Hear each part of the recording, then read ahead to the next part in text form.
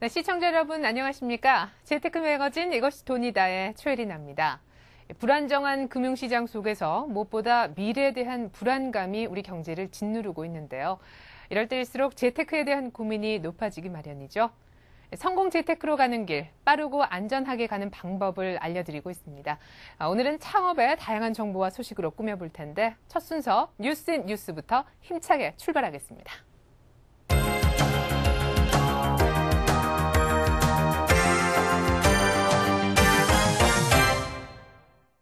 네, 서울경제신문 이재용 기자와 함께합니다. 안녕하세요. 네, 안녕하십니까.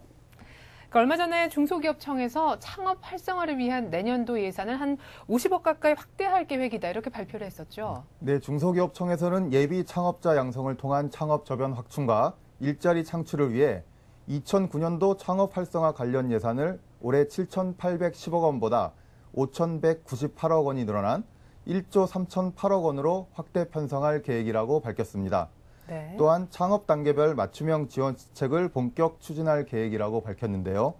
이는 고용 없는 성장이 현실화되고 있는 시점에서 창업 활성화 관련 예산의 대폭적인 확대를 통해 국내 경제에 활력을 불어넣겠다는 정부의 정책 의지가 담긴 것으로 풀이됩니다. 네, 그러니까 일자리를 많이 만들어서 경제를 한번 살려보겠다 이런 보관인 것 같은데 그렇다면 이 예산이 구체적으로 어떻게 사용이 되는지 궁금한데요. 네, 세부 예산안을 살펴보면 예비 창업자의 성공률을 높이기 위해 창업 준비 단계에서는 695억 원, 창업을 추진하는 창업 단계에서는 427억 원, 창업 기업의 안정적 성장을 위한 창업 초기 단계에 1조 1,820억 원, 기업가 정신의 함양 및 창업 분위기 확산 예산에 65억 원 등을 지원할 예정인데요.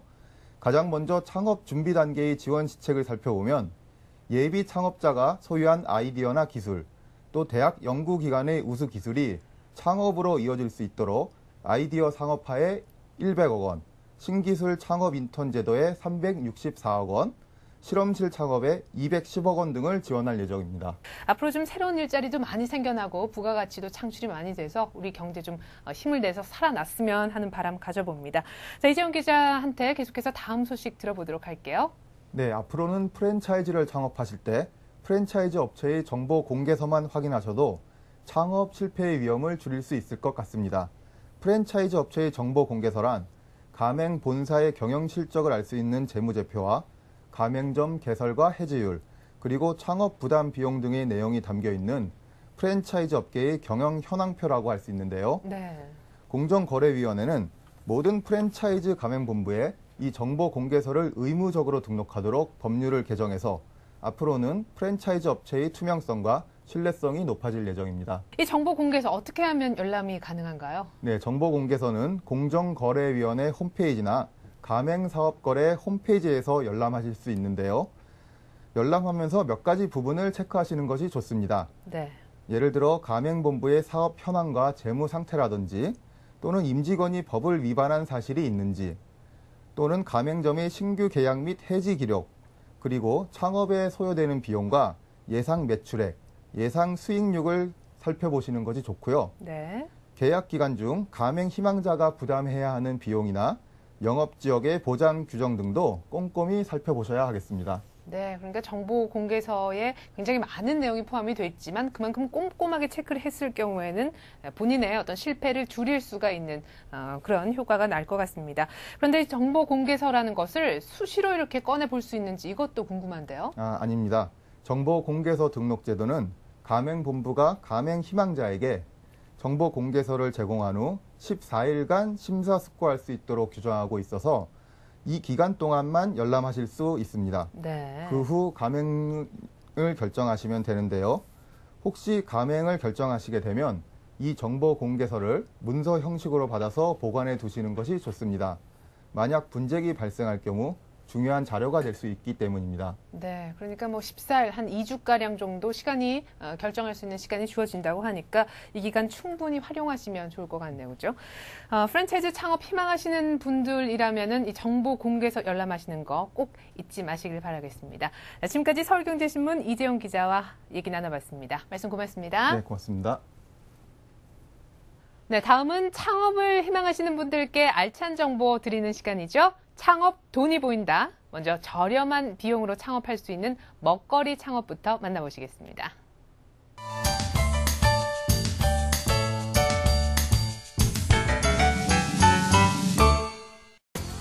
남녀노소 누구나 좋아하는 떡볶이.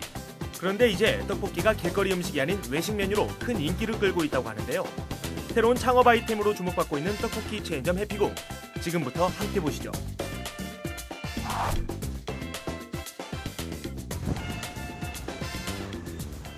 대한민국 길거리 음식의 최강자, 국민 간식으로 불리는 떡볶이가 새롭게 탈바꿈하고 있습니다. 바로 떡볶이 전문점 해피궁 때문이라고 하는데요. 해피궁의 성공 포인트와 창업 노하우를 오늘 낱낱이 파헤쳐보겠습니다. 내부에 들어서자마자 깔끔한 볼에 담겨진 떡볶이 등의 분식 메뉴들이 눈에 띄는데요. 맛깔스럽게 담겨진 음식을 보니 절로 군침이 돕니다. 네, 제가 와 있는 곳 이곳이 바로 해피궁입니다. 지금 냄새가 제가 처음 맡아보는 아주 신선한 냄새가 나는데요. 저 한번 따라오 보시겠어요? 떡볶이 전문점이라고 해서 떡볶이만 판다고요? 절대 아닙니다. 해피궁에서는 다양한 종류의 메뉴를 저렴한 가격에 맛볼 수 있습니다. 네, 저는 지금 해피궁 내부에 와 있습니다. 떡볶이 전문점이라고 해서요. 이 떡볶이를 비롯해서 몇 가지 음식만 있을 줄 알았는데요. 지금 메뉴판을 보시면요. 명품 떡볶이도 있고 마늘간장 떡볶이, 강정 떡볶이, 꿀떡볶이, 떡볶이 종류도 상당히 많고요. 그리고 분식류, 식사류 종류가 상당히 많습니다. 저는 이 중에서 여기에 있는 강정 떡볶이가 상당히 궁금하거든요. 가격도 상당히 저렴해요. 한 2,000원 정도 하는데요. 제가 이걸 한번 먹어보도록 하겠습니다. 네, 지금 저는 간장 떡볶이가 뭔지 상당히 궁금한데요. 맛을 한번 볼 수 있을까요? 네, 지금 상당히 먹음직스럽게 생겼는데요.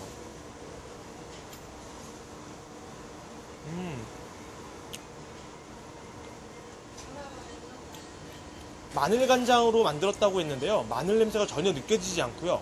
상당히 담백하고 달콤한 맛인데요. 그럼 나머지 떡볶이들은 어떤 맛인가요? 저희 강정 같은 경우는요 새콤달콤하고요. 꿀 떡볶이는 되게 굉장히 달콤하고요. 명품 같은 경우는 첫 맛은 달콤하고 끝맛은 매콤한 맛을 느낄 수가 있습니다. 그렇다면 해피궁의 대표 메뉴 떡볶이 만드는 과정을 한번 살펴볼까요? 명품 떡볶이. 명품 떡볶이는 어떻게 만드는 거예요? 저희가 육수, 오뎅 육수가 따로 있습니다. 그걸로 저희는 물로 사용하지 않고 오뎅 육수로만 떡볶이를 만들고 있습니다. 다른 양념도 들어가나요? 저희가 특수 제작한 소스가 있거든요. A 소스하고 B 소스라는 게 있습니다. 두 가지가 첨가가 됩니다. 저는 고춧가루를 바로 숙성을 시키기 때문에 고추장을 사용하지 않고 텁텁하지가 않습니다. 깔끔한 맛이 납니다. 저희는. 간장 떡볶이가 맛있어. 꿀 떡볶이. 처음 접해보는 거라 항상 먹던 고추장 떡볶이를 먹었는데 여기 간장 떡볶이가 괜찮은 것 같아요. 네, 해피궁 정말 장사도 잘 되고요. 손님들께서 상당히 만족하시는데요. 어떻게 이 해피궁을 운영하게 되셨나요? 네, 작은 비용으로 최대의 수익을 올린다 그래서 해피궁을 선택했습니다. 네, 해피궁이 이렇게 장사가 잘 되는 모습을 보니까 저도 뿌듯한데요. 그런데 가장 궁금한 게요. 영업시간이 어느 정도고 그리고 매출액이 어느 정도인지 궁금하거든요. 현재는 12시간 운행 중이고 평균적으로 하루 매출이 100만 원씩 판매되고 있습니다. 대략 재료비, 인건비, 원재료 값을 다 제하고 나면 제 손에 들어오는 금액은 1,000만 원 정도 수입을 올립니다. 그런데 음식을 미리 만들어 놓기 때문에 맛이 떨어지는 건 아닐까 우려가 된다고요? 걱정할 필요가 없습니다. 해피궁의 웜업바가 맛을 유지시켜주는 비결이거든요. 네, 저는 지금 해피궁의 맛의 비밀, 바로 주방에 와 있습니다. 주방에 정돈된 음식을 보니까 상당히 맛깔스러운데요. 본부장님, 네. 지금 이렇게 정리가 깔끔하게 돼 있는 걸 보니까 이게 바로 해피궁의 성공 포인트다. 이렇게 볼 수 있을 것 같은데 어떤가요? 네, 맞습니다. 해피궁에서는 웜업바와 콜드바에 대한 어떠한 시스템을 구축을 해서요. 위생적인 부분에 대한 거를 창업 포인트, 키포인트로 잡았고요. 두 번째는 이런 시스템을 구축함으로써 인건비에 대한 부분을 절약을 할 수가 있습니다. 그리고 세 번째는 해피궁에서는 국내산 100% 쌀만을 사용하고 있습니다. 그래서 나름대로 다른 어떤 업체와 차별화될 수 있는 그런 세 가지 전략을 구축하고 있습니다. 오늘도 최선을 다해 최고의 프랜차이즈를 꿈꾸는 직원들이 있어 더욱더 든든한 해피궁. 과연 어떤 분들이 창업을 하면 성공할 수 있을까요? 해피궁도 적은 인건비와 위생을 해결한 특허 출원 장비를 개발을 하였고 거기에 예비 점주분들의 서비스 정신이 보태진다면 성공 창업은 보장된 것입니다. 요즘 같은 경기 불황에 소액 창업을 꿈꾸는 분들을 위한 새로운 프랜차이즈 해피궁. 적은 자본으로 꾸준한 수익을 원하는 분들이라면 해피궁으로 새로운 도전을 해보는 건 어떨까요? 네, 한국의 대표 길거리 음식인 떡볶이가 완벽하게 외식 메뉴로 탈바꿈을 했네요. 명품 떡볶이 전문점 해피궁, 이 해피궁의 구체적인 창업 노하우에 대해서 지금부터 낱낱이 분석을 해보도록 하겠습니다. 직접 매장에 다녀오신 김종성 아나운서 그리고 한국창업경영연구소의 이상헌 소장님 자리에 모셔봤습니다. 안녕하세요. 네, 안녕하세요. 네, 안녕하세요. 제가 사실 떡볶이 하면은 365일 매일 먹어라라고 해도 아주 좋아라 할 정도로 너무나 좋아하는 그런 메뉴인데 화면 보니까 우리 김종성 아나운서 너무 부럽더라고요. 네. 그 많은 메뉴를 다양한 걸 다 맛을 보셨다고요? 네, 저는 일단 기존에 먹었던 떡볶이는 모두 다 잊어라. 이런 말씀을 드리고 싶은데요. 네. 해피궁의 떡볶이들이 상당히 많았습니다, 종류가. 이 고추장을 이용한 떡볶이를 제외하고도요, 이 아카시아 꿀을 이용해서 만든 꿀떡볶이가 있었고요. 그리고 새콤달콤한 강정떡볶이, 그리고 어르신들을 위해서 준비된 이 마늘 간장 떡볶이가 이렇게 준비되어 있었는데요. 네. 이 마늘 간장 떡볶이 같은 경우에는 술안주로도 인기가 상당히 많았습니다. 이 모든 제품이 한 2,000원 정도의 거래가 되기 때문에요. 아주 저렴한 가격에 이 떡볶이들을 모두 다 즐기실 수 있는 그런 곳이 바로 이 해피궁입니다. 오늘 이렇게 된 김에요. 녹화 다 끝나고 나서 제가 한번 한턱 쏘겠습니다. 네, 아유, 말만 하지 말고 좀 테이크아웃을 좀 해보지 그랬어요. 아이고, 알겠습니다. 네, 명품 떡볶이 전문점 해피궁. 어떤 프랜차이즈인지 좀 더 구체적인 정보 좀 알아보도록 하죠. 소장님. 네네. 지금 설명을 들으면서 갑자기 배가 고프다는 느낌이 정말 너무하십니다. 자, 오늘 저희들이 그 떡볶이 전문점에 대해서 좀 알아보고 있는데요. 예, 일반 떡볶이의 명품화, 차별화, 뭐 세계화를 모토로다가 야심차게 준비한 브랜드라고 저희들이 얘기할 수 있습니다. 우리가 브랜드 이름에서 알듯이 행복하게 뭐 궁궐에서 먹는다는 느낌 같이 조금의 어떤 업그레이드된 형태의 어떤 떡볶이를 얘기를 하는데요. 먼저 최근 들어서는 먹거리에 대한 공포도 상당히 좀 많이 있을 것이고요. 그렇죠. 식자재를 갖다 믿을 수 없는 그러다 보니까 부모님들이 과연 뭐를 먹여야 되나 라는 어떤 의구심이 많습니다. 그런 것을 갖다 뒤집어서 거꾸로 고객님들한테 많은 차별화된 그리고 위생적인 것을 준다는 개념으로 만들었고요. 아마 이 해피궁 브랜드를 만든 사람들은 제가 알고 있듯이 외식 전문가 그룹에서 만들어서요. 현재는 한 60개 정도의 점포를 운영하고 있습니다만 오늘 연말까지는 한 100개 정도의 점포를 목표로다가 열심히 프랜차이징 사업을 전개하는 그런 브랜드입니다. 네, 그렇군요. 그러고 보니까 제가 사는 동네 목동에서도 이 해피궁이란 떡볶이 그 전문점 간판을 언뜻 본 기억도 나는 것 같아요.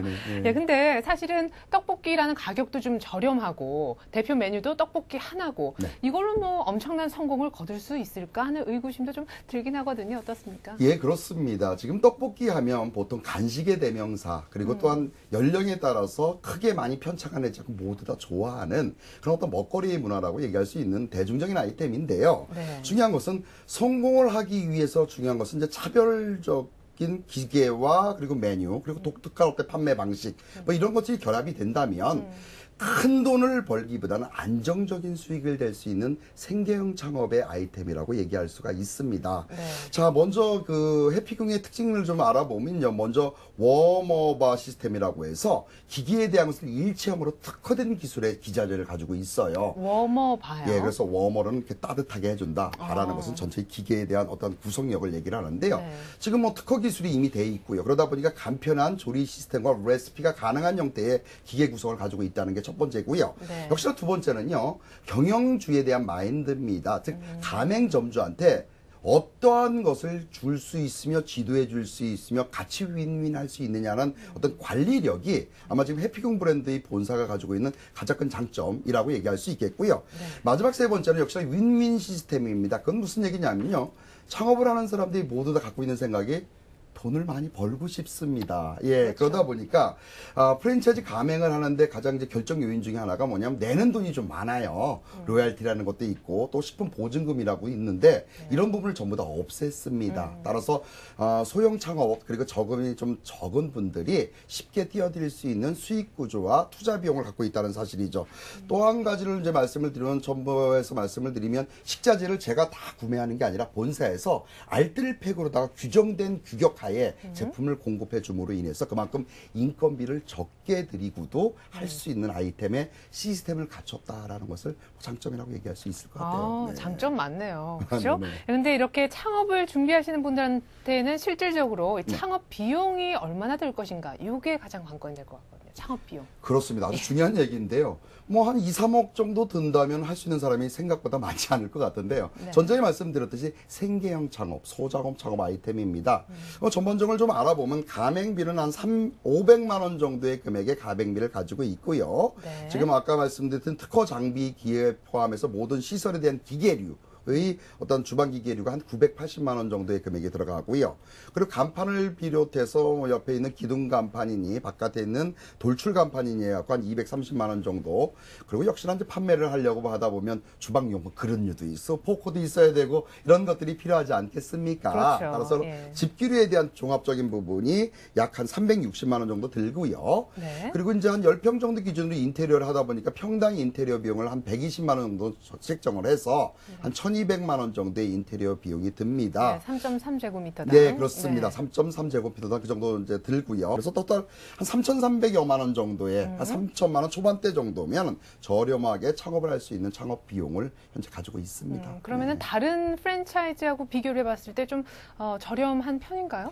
예, 국내 프랜차이즈 브랜드의 창업을 하기 위해서 보통 10평 기준 조건을 했을 때는요.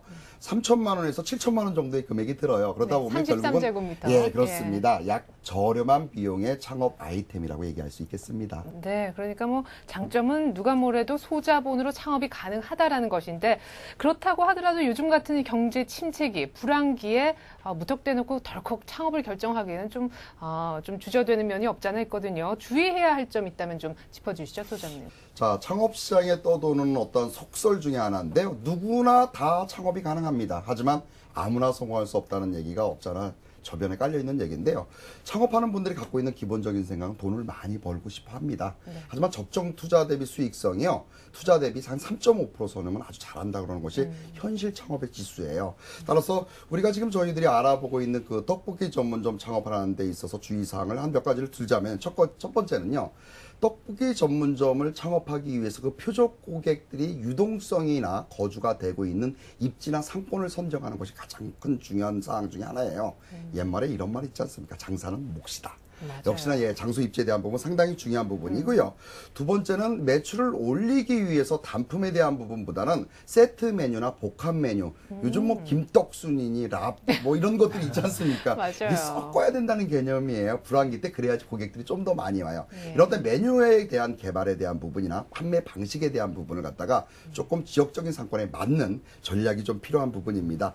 그리고요, 맛만 많이 있으면 성공한다는 개념을 좀 버려야 돼요. 맛보다 더 중요한 것은요. 나를 팔려고 하는 서비스 정신이 상당히 중요한 부분입니다. 그래서 창업자 마인드에 대한 부분이고요. 마지막 하나를 말씀드리죠. 아까 수익성 얘기 잠깐 했는데요. 정말로 많은 돈을 벌고 싶어하는 분이 계시다면 떡볶이 전문점은 조금 아니다라고 얘기할 수 있어요. 무슨 얘기냐면요. 수익성이 아주 우수한 아이템보다는요. 안정적으로 창업을 할 수 있는 아이템입니다. 소자본으로다가 안정적으로 꾸준히 수입을 낼 수 있는 소자본 아이템으로는 상당히 좋지만 이게 수익률이 70% 80% 되는 아이템은 아니란 얘기죠. 따라서 경제적인 안정적인 소자본을 하는 분들은 한번 도전해 보셔도 좋은 아이템이다라고 말씀드릴 수가 있습니다. 네, 약 한 3천만 원 정도만 있으면 창업할 수 있는 명품 떡볶이 전문점 해피궁. 소액 창업에 관심 많은 분들에게는 아주 소중한 정보가 아니었나 싶습니다. 자, 그럼 두 번째 창업 이야기 계속 한번 이어가 보죠. 먼저 화면으로 만나보시겠습니다.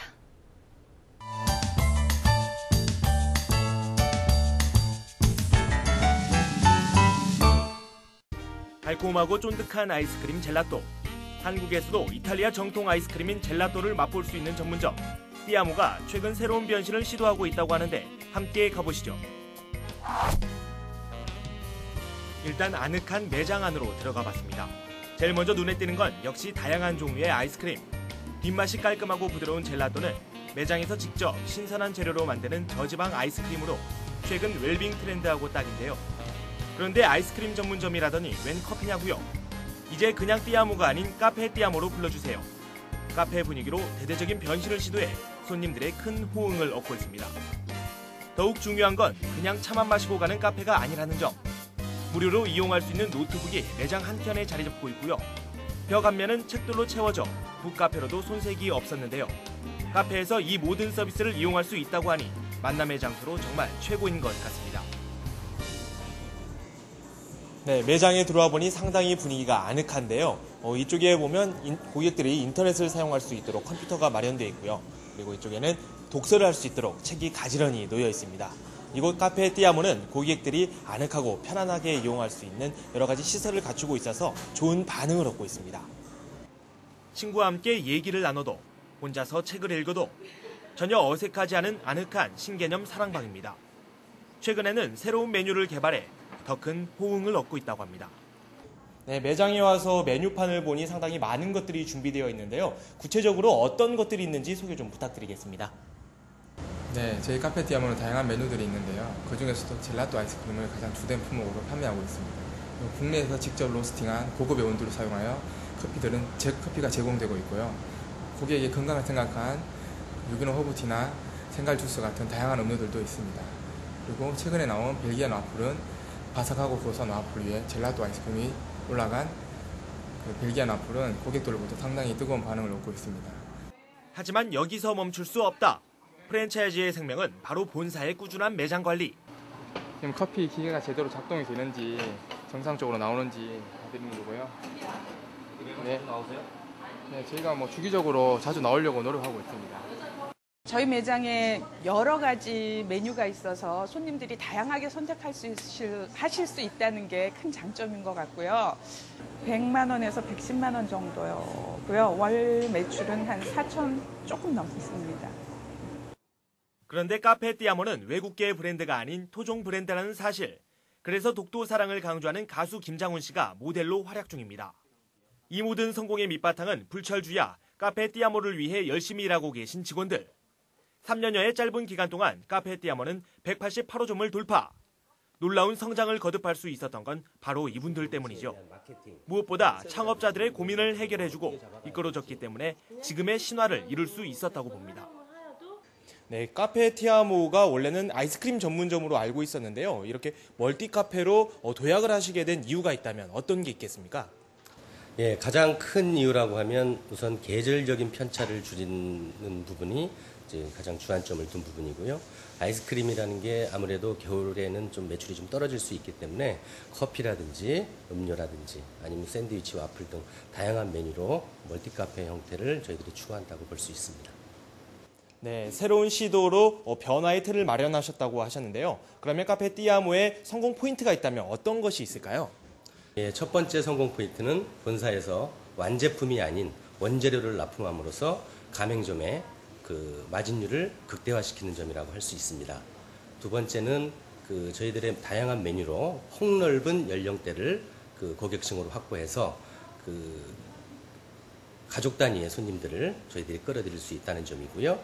또한 그 제품들이 신선함과 전문성을 갖추고 있어서 각각의 전문점과 비교했을 때도 경쟁력을 갖추고 있다는 것이 저희들의 성공 포인트라고 할 수 있습니다. 경기 침체를 타파할 수 있는 프랜차이즈로 급부상하고 있는 카페 띠아모. 불황 속에서 미래가 두려운 분들이 함께해도 좋은 프랜차이즈가 아닐까 생각이 듭니다. 네, 카페 띠아모 따뜻한 커피 한 잔이 마시고 싶으니 가을에 안성맞춤인 창업 아이템이 아닌가 싶습니다. 요즘 많은 커피 전문점, 아이스크림 전문점 생겨나고 있는데 이런 곳과 비교해서 카페 띠아모 분위기는 어떻습니까? 네, 분위기가 상당히 아늑하고 평화로웠는데요. 인테리어에 신경을 많이 쓴 부분을 찾을 수 있었습니다. 패브릭 소재의 소파와 테이블 그리고 의자, 따뜻한 조명까지 이 모든 게 한데 어우러져서요. 고객분들도 상당히 만족을 많이 하셨거든요. 네. 본사에서도 이 부분에 세밀한 부분까지 다 신경을 쓰고 있어서요. 고객들의 반응을 최대한 이끌어내고 있다고 합니다. 네, 저도 커피 마니아의 한 사람으로서 카페는 모름지기 커피 맛도 마시지만 이 분위기라는 생각을 하거든요. 소장님, 특히 카페티아모가 좀 고품격 요 분위기 때문에 성공하는 것이 아닌가라는 생각도 드는데 어떻습니까? 예, 먼저 카페티아모가 가지고 있는 내용 중에 아까 장점을 잠깐 말씀드리면 그 친환경적인 인테리어 역시 맞아요. 나무가 매장 안에 있어서 그 밑에서 이렇게 커피를 마시면 뒷동산에 올라왔던 느낌, 뭐 그런 느낌을 받을 수 있다고 생각하는데요. 네. 카페티아모는 맨 처음엔 사실은 카페차 빼고 띠아모 아이스크림 전문점으로 사실 시작을 했습니다. 그래요? 근데 아이스크림이 사실은 계절적인 요인의 매출 등락이 좀 심하잖아요. 그렇죠. 추운데 아이스크림 잘 안 먹으니까요. 요즘은 조금은 먹긴 합니다. 훨씬 떨어지는 건 사실이에요, 여러분보다. 그러다 보니까 어떤 매출에 대한 등락을 갖다가 고정적으로 안정적으로 가져갈 수 없을까라는 데서 출발을 해서 이제 앞에다가 이제 카페라는 네임을 더 걸고 그래서 제2의 도약을 했던 아이템인데요. 그래서 지금 현재는요, 모든 아이템에 대한 어떤 복합 문화 컨텐츠를 갖다가 녹여놨다라고 얘기할 수 있는 상황인데요. 상당히 다양한 내용이 들어가져 있습니다. 뭐 커피는 물론이려니와 뭐 와플서부터 시작해서 제과, 뭐 책, 그리고 뭐 과일에 대한 주스 뭐 등등까지 따라서 계절적인 어떤 매출의 등락폭을 안전적인 형태로다가 카페테리아형으로 바꾼 그런 아이템, 그런 특징이라고 얘기할 수 있습니다. 네, 최근에 외국계 커피 전문점이라든가 아이스크림 전문점들이 많이들 우후죽순격으로 생겨나고 있는데 이런 가운데서 복합문화 공간이란 콘셉트로 차별화 전략을 꾀한 것은 참 시의적절하다는 생각이 듭니다. 어떻습니까? 예, 맞습니다. 역시나 사용하는 주고객이 무엇을 원하는지를 갖다가 공급자가 준비해 놓는다면 그만큼 소비자 입장에서는 행복한 일이잖아요. 그렇죠. 그게 결국 매출 전략이라고 할 수 있는데 이런 전략이 부합된 것이 카페티아모라고 얘기할 수 있는 부분입니다. 첫째 부분은 역시나 이제 다메뉴 전략이라고 얘기할 수 있겠는데요. 커피만 마시기에는 무엇인가, 식사도 해결하고 싶으면 무엇인가, 뭐 샌드위치나 뭐 조각 케이크나 이런 것도 좀 필요하지 않습니까? 맞아요. 커피 먹기에는 또 주스도 좀 필요할 것이고 뭐 등등 이런 모든 부분의 와플과 아이스크림까지 다양한 메뉴를 구성하고 있다는 것이 첫 번째 전략이라고 할 수 있겠고요. 또한 고객의 니즈에 대한 부분이에요. 그냥 가만히 앉아 있는 것보다는 무엇인가 사색도 하고 싶지만 책도 보고 싶은데 이런 공간을 만들어 놨다는 얘기죠. 책도 비치해놓고 뽑아볼 수 있게끔. 그리고 뭐 인터넷 문화는 우리 젊은 세대, 특히나 커피를 즐기는 세대는 기본의 어떤 사양인데 인터넷 전용선을 준비해 놓음으로 인해서 언제 어디서나 어떤 인터넷 검색이나 이메일이나 뭐 이런 것을 할 수 있는 전부 다인 시설을 갖다가 녹여놨다는 것이 아마 카페티아모를 가지고 있는 표적 고객들이 즐겨 찾는 원인, 그런 차별화가 아닐까 싶습니다. 자, 그렇다면 카페티아모의 창업 비용 이것도 짚고 넘어가지 않을 수가 없습니다. 얼마나 드나요? 자, 창업 비용을 먼저 알아보기 전에요. 카페티아모는 조금 더 독특한 형태의 어떤 개설 방법을 좀 가지고 있어요. 개설 방법이요? 예, 이제 어떤 내용이냐면 역시나 입지에 대한 부분이 상당히 중요하다고 말씀을 드렸지 않습니까? 그러다 보니까 결국은 이제 건물을 소유하고 있는데도 불구하고 임차가 좀 나가지 않거나 이런 장소나 층이 있지 않습니까? 이런 부분을 본사하고 공동 창업을 준비하는 이런 형태도 좀 가지고 있고요. 단 입지상 본사가 원하는 지역의 입지가 좀 필요해. 상업지역 상권이나 대학로 상권이나 주택가 초입의 상권이나 대단위 아파트 초입의 상권, 이런 상권들이 좀 필요한 부분이고요. 또한 개인이나 법인 회사에서 투자하고 있는 공동 창업도 사실 본사에서 좀 실시하고 있는 부분입니다. 공동 창업이라는 얘기는요, 이런 것을 갖다가 속설로 가지고 있어요. 그만큼 투자를 한다고 했을 때 수익이 난다는 자신감의 표현이라고 할 수 있습니다. 왜? 그 본사도 투자를 하니까 예. 그 수익을 나누겠다는 개념이기 때문에 공동 투자를 하고 있고요. 또한 위탁 관리도 하고 있습니다. 나는 돈만 댈게. 본사에서 다 운영을 해줘. 그리고 적정 수익성만 주십시오라고 하는 위탁 관리를. 그러니까 건물 주인들이 대부분 하고 있는 부분입니다.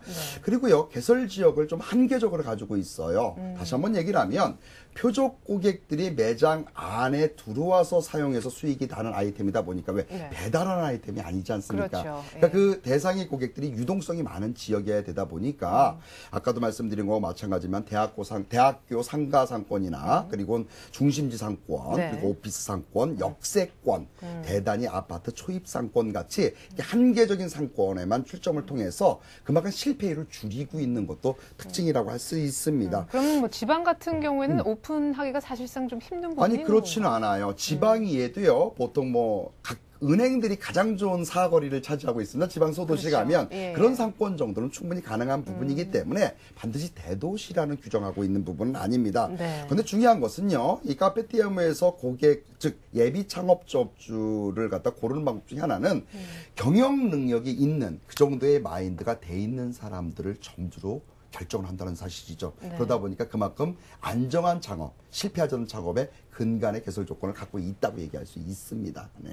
네, 뭐 여러 가지 말씀해 주셨는데 다시 한번 여쭤보겠습니다. 자, 구체적인 창업 비용 소개됩니다. 예, 보통 카페 하면 비싸다고 생각하는 분들이 없잖아 있습니다. 하지만 그렇지는 않다는 사실. 자, 수치로다가 한번 창업 비용을 꼼꼼히 한번 찾아보도록 하겠습니다. 네. 먼저 가맹비는 뭐 프랜차이즈 하면 기본적으로 있는 금액이기 때문에 한 300만 원 정도의 가맹비를 가지고 있고요. 네. 그리고 홍보 판촉 비용으로다가 한 200만 원. 그리고 역시나 점주에 대한 바리스타 교육수부터 시작해서 이런 교육적인 금액이 한 200만 원 정도 되고요.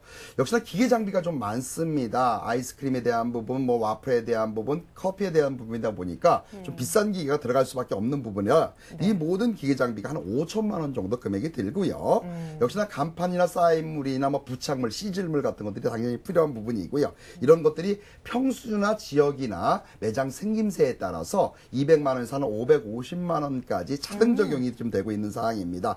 역시나 빼놓을 수 없는 것이 시설물, 즉 인테리어 비용이라고 할 수 있겠는데요. 네. 보통 인테리어 비용은 매장별로다가 어떤 별도의 견적을 계산하기 때문에 합산은 하지 않았습니다. 따라서 위치에 따라서 금액은 별도 규정을 하고 있고요. 네. 따라서 최소한 한 5,900만 원 정도면 카페티아모의 창업의 점주가 될 수 있다는 그런 창업 비용을 가지고 있습니다. 사실은 최근 들어서 그 카페에 관련된 그런 아이템들이 많이 나타나고 있는데요. 네. 타 브랜드에 비해서는 창업 비용이 좀 저렴한 것이 특징이라고 할 수 있어요. 네, 카페티아모 예비 창업자분들은 놓치지 말고 꼭 눈여겨보시기 바라겠습니다. 오늘 김종성 아나운서하고는 이쯤에서 작별 인사를 구하고요. 이상훈 소장님하고는 데이트를 조금 더 이어가도록 고맙습니다. 하겠습니다. 말씀 고맙습니다. 네, 수고하셨습니다. 네, 시작은 미약했지만 끝은 창대하리라라는 말이 있죠. 점포 하나로 시작해서 불과 10년여 만에 국내 굴지의 프랜차이즈 업체로 성장한 기업이 있는데요. 성공 CEO에서 그 성공 노하우를 들어봤습니다. 과연 어떤 기업일까요? 화면으로 확인해 보시죠.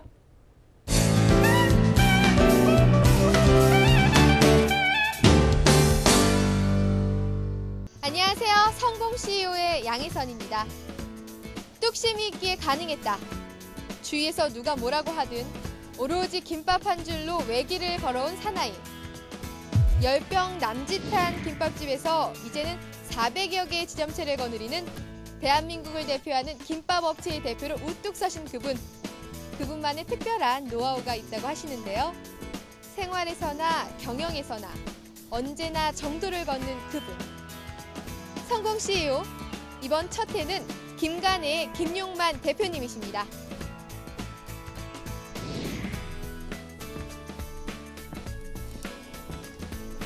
회장님 안녕하세요. 네, 안녕하세요. 반갑습니다. 역시 대표님을 제가 이렇게 직접 뵈니까요. 그 한국인의 뚝심이 느껴집니다.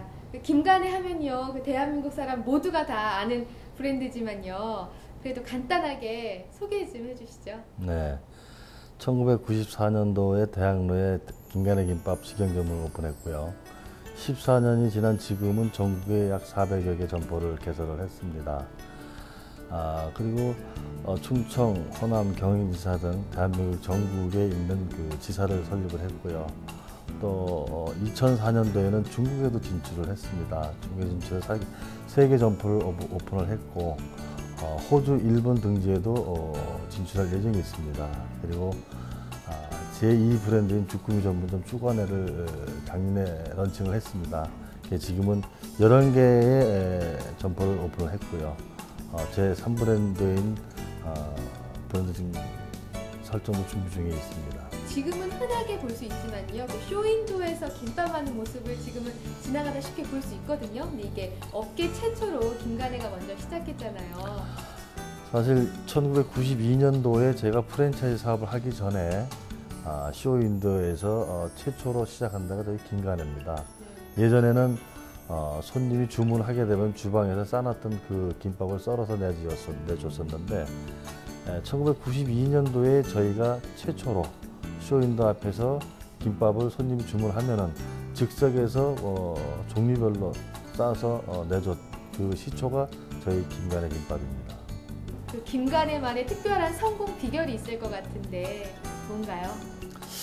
성공 비결이라고 하면 딱히 말씀드릴 건 별도로는 없고요. 정말 열심히 했습니다. 열심히 했고 정말 고객이 인정해 줄 수 있는 그런 김간회를 만들었고 또 모든 음식을 균일화해서 전국 어디에서도 맛볼 수 있는 그런 식자재를 똑같이 배송을 해서 맛을 볼 수 있게끔 했던 비결이 오늘날 성공한 그 김간회가 되지 않나라는 생각을 합니다. 네, 저도요. 정말 어딜 가던 간에 김간회는 맛이 정말 변함없이 똑같아서 저도 즐겨 찾아요. 근데 이렇게 어딜 가도 똑같은 맛을 낼 수 있는 비결 어디 있을까요? 아무래도 그 비결은 조직과 시스템이 좀 준비가 돼야 되겠죠. 저희 그 시스템을 본다라면은 영업 부서부터 해서 고객까지 그리고 교육과 이런 3개 부서가 동일하게 매장을 방문해서 맛 관리, 서비스 관리 그리고 매장 관리를 해주기 때문에 그런 맛이 나올 수 있지 않나라는 생각을 합니다. 400여 개의 가맹점을 갖고 계시는데요. 아까 말씀하셨던 거 말고 그 밖에 가맹점 관리에 또 다른 원칙이 있을 것 같은데요. 저희 회사만의 어떤 원칙을 얘기를 한다면은 나름대로의 어떤 관리 차원보다는 매출 증대를 위해서 노력을 합니다. 어떻게 보면 다른 브랜드들은 뭐 참 마케팅 전략을 할 때 본사의 중앙 공급을 다 받아서 관리하는 시스템을 갖고 있는데 저희 회사 같은 경우는 본사의 식자재를 다 받는 것도 중요하지만 매장에서 매출이 증대화될 수 있게끔 매출이 더 확대가 될 수 있게끔 마케팅 교육을 시킴으로써 400개의 매장에 차별화를 두고 또 더욱더 브랜드 이미지 관리가 될 수 있게끔 매출 증대를 위해서 박차를 가하고 있습니다. 특별한 경영 철학 같은 게 있으실 것 같아요.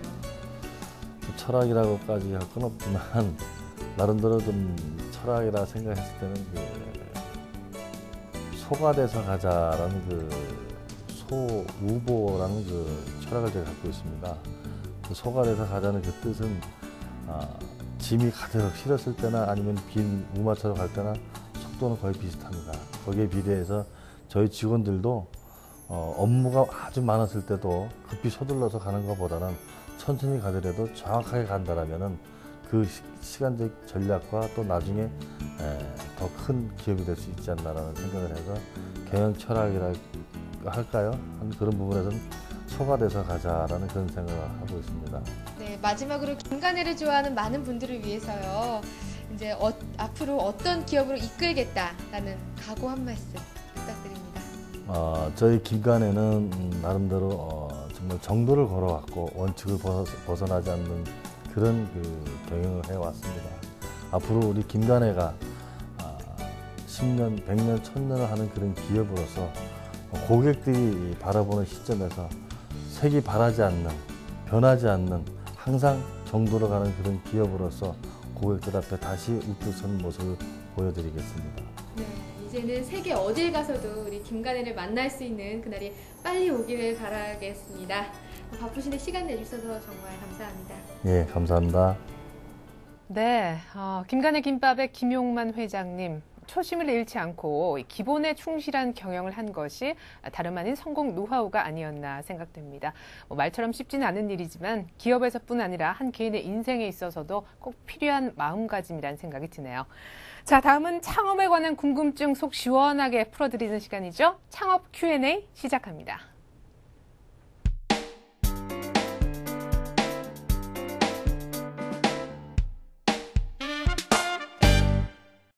네, 이 시간도 역시 이상헌 소장님과 함께하고 있는데요. 창업에 대한 모든 궁금증을 해결해보는 시간 갖도록 하겠습니다.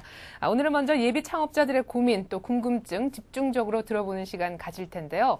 소장님, 요즘 예비 창업자들 주로 어떤 고민 들고 옵니까? 자, 최근 들어서는 예비 창업자만 고민되는 게 아니라 창업을 한 기자영업자들도 많은 고민들을 하고 있어요. 이미 창업을 한 뒤에도. 그렇습니다. 예.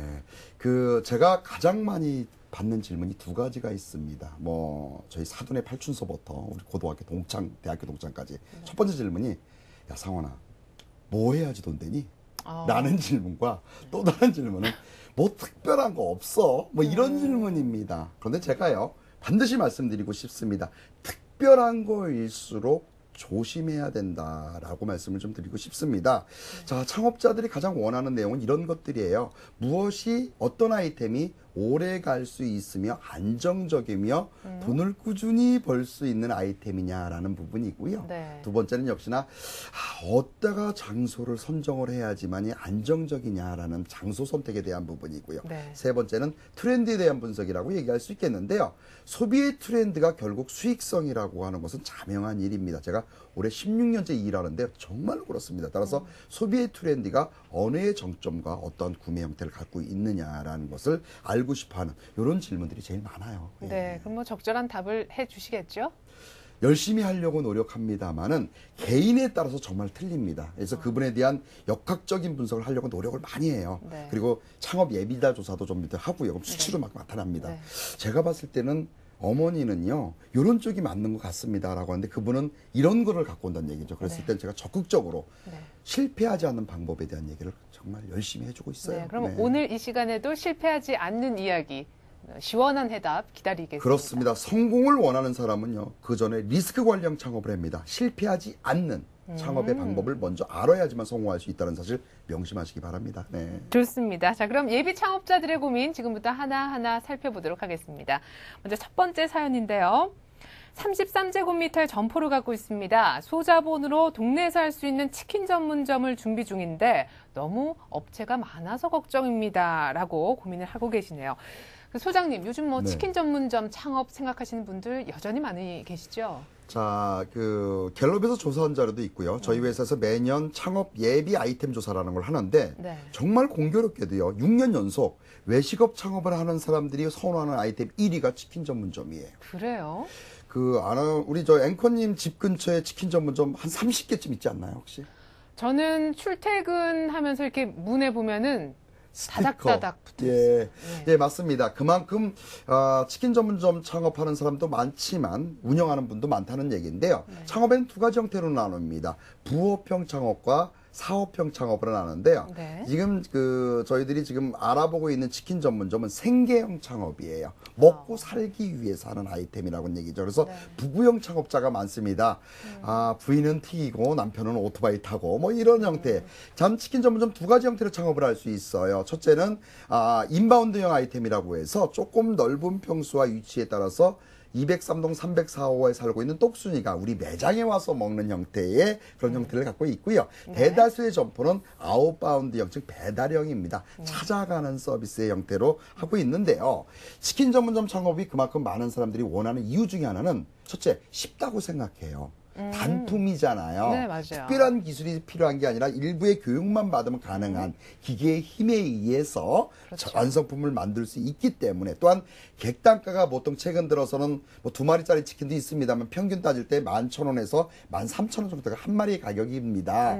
그러면 객단가가 조금 높은 거예요. 그러다 보니까 하루에 한 30마리 정도 팔면 금액이 35만 원에서 한 40만 원 정도, 한 달 한 1,200만 원 정도 되면 약간 300만 원 정도 남는단 말이죠. 네. 이런 기본적인 산술 효과에 따라서 쉽다는 생각을 하고 때문에 그만큼 치킨 전문점을 많이 원하고요. 또 하나는 치킨은 트렌디가 나름대로 있어요. 스타디셀러라고 합니다. 즉 일반 프라이드 치킨서부터 무슨 DHA 치킨, 비타민 치킨, 간장 치킨, 양념 치킨, 불닭까지 찜닭도 있었군요. 네.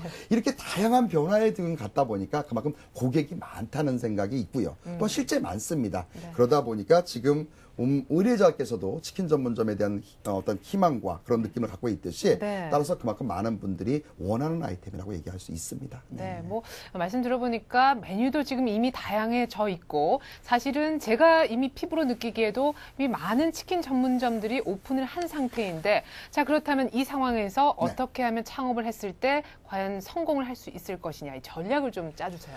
예, 그렇습니다. 창업의 형태에 따라서 상당히 좀 달리할 수 있는데요. 지금 매장형 아이템 같은 경우는 결국은 맛에 대한 부분과 서비스에 대한 부분, 홍보에 대한 부분이 중요하다고 얘기할 수 있는데요. 대다수의 사람들이 창업을 하는 그 배달형 창업 아이템의 경우는 어떻게 홍보를 하느냐가 수익성의 근간이라고 할 수 있어요. 왜냐하면 아까도 말씀드렸지 않습니까? 204동 304호에 띵똥띵똥 치킨 왔어요 서부터 시작해서 그 고객을 충성 고객 내지는 단골로 만들 수 있는 전략은 지금서부터 필요하기 때문입니다. 따라서요, 먼저 그 배달형 아이템 같은 경우는요, 홍보 판촉물을 선택하는 게 상당히 중요합니다. 자, 홍보하는 방법을 한번 찾아보시자고요. 보통 대다수가 전단지, 스티커, 자석 스티커, 상가 수첩, 그리고 시식 행사, 이벤트, 또 하나 하면 아파트 엘리베이터에 거울 밑에다 붙이는 이런 형태가 거의 다라고 할 수 있어요. 네, 저희 아파트 지금 다 해당되네요. 예. 예, 남들이 하는 것을 똑같이 카피해서는 성공할 수 없습니다. 따라서 그러다 보니까 모양에 대한 차별화도 좀 필요하고요. 홍보물 중에서 제일 좋은 홍보물은 들고 다닐 수 있는 유동성의 홍보물이 최고입니다. 뭐 장바구니 이런 거. 그런 거라든지 소위 얘기해서 아이들 30cm, 25cm 차. 예, 이런 것들이 필요하죠. 그리고 어머니들이 쓸 수 있는 주방에서 뜨거운 거 들을 때 하던 그 장갑 같은 거 있지 않습니까? 이것은 항상 옆에 놓고 보는. 예. 아이들 자 같은 경우에는 이렇게 자 긋고 공부하다가 엄마 나 닭 먹고 싶어 예, 하면은 똘똘이 치킨 뭐 이렇게 나와 있잖아요. 네, 거기에 문구상. 그러니까요. 예. 괜찮네요. 예, 그러다 보니까 치킨 전문점은요. 특히나 아까도 얘기했듯이 먹는 사람과 사는 사람이 다른 아이템일 수도 있어요. 아이들이 먹는데 돈은 엄마가 사준단 말이죠. 그렇죠. 그러다 보니까 직접 구매하는 고객들이 원하는 내용에 대한 부 또한 박스나 포리백이나 여기에 있는 문구의 선택도 상당히 중요해요. 그냥 노멀한 것보단 뜨거 치킨이라고 하는 이렇게 임팩트 있는 어떤 문구도 좀 필요한 부분이고요. 따라서 지금 말씀드렸듯이 홍보물에 대한 다양성 그리고 실제의 집재 고객이 옆에다 놓고 쓸 수 있는 이런 것들을 사용해서 검토하는 것이 아마도 조금 더 충성 고객의 비율을 높이는 방법이라고 얘기할 수 있습니다. 자, 앞으로 창업과 관련해서 궁금하신 내용이 있으신 분들은요. 저희 프로그램 게시판에 사연 올려주시면 궁금증 시원하게 풀어드리도록 하겠습니다. 많은 참여 부탁드릴게요. 그리고 오늘 장시간 수고해주신 한국창업경영연구소 이상훈 소장님 정말 말씀 잘 들었습니다. 예, 고맙습니다. 고맙습니다.